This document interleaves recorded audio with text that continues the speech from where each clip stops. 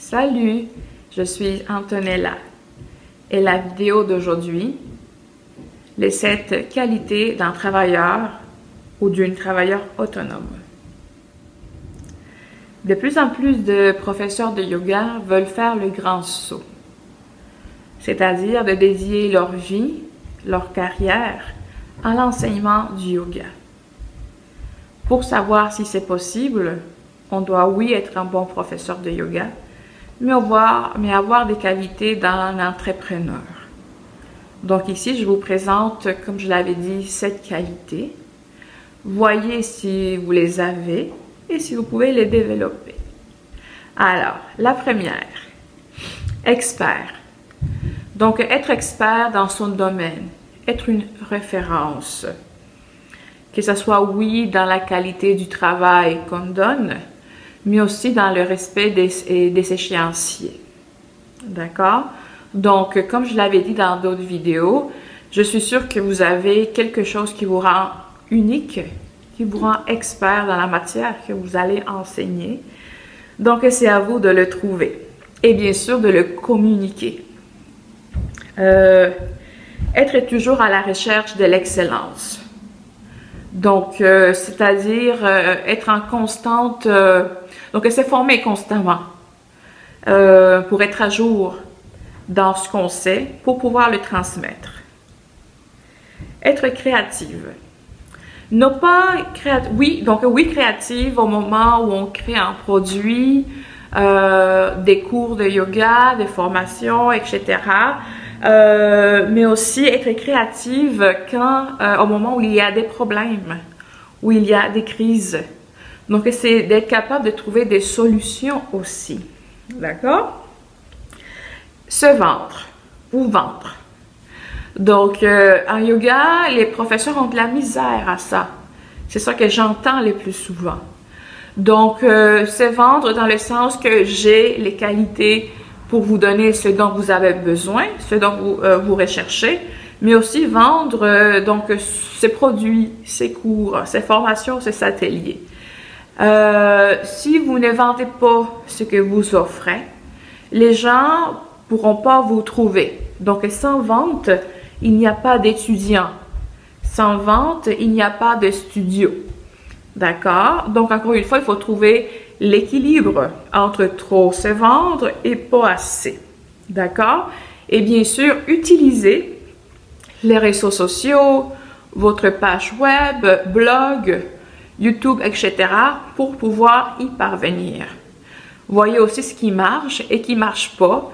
Donc, ayez un historique de ce que vous proposez en termes de vente et voyez est-ce que ça a marché ou pas. D'accord? Être discipliné. Oui, quand on est travailleur autonome, il faut être discipliné. Donc, c'est-à-dire un horaire de travail, mais aussi donc être capable de travailler seul et de pouvoir se motiver tout seul. D'accord?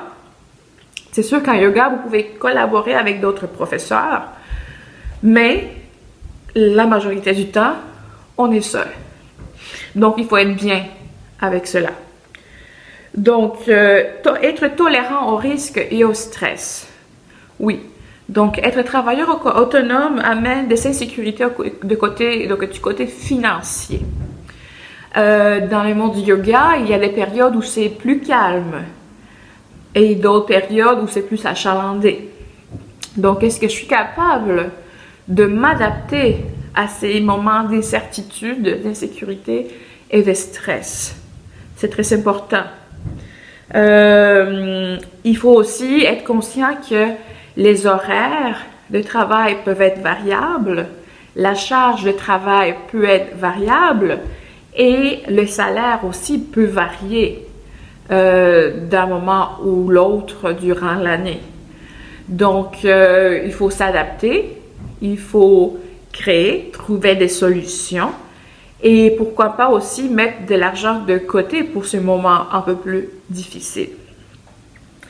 Et donc, le dernier, être proactive. C'est-à-dire, oui, donner à vos étudiants, à votre clientèle, la solution à leurs besoins, à leurs problèmes.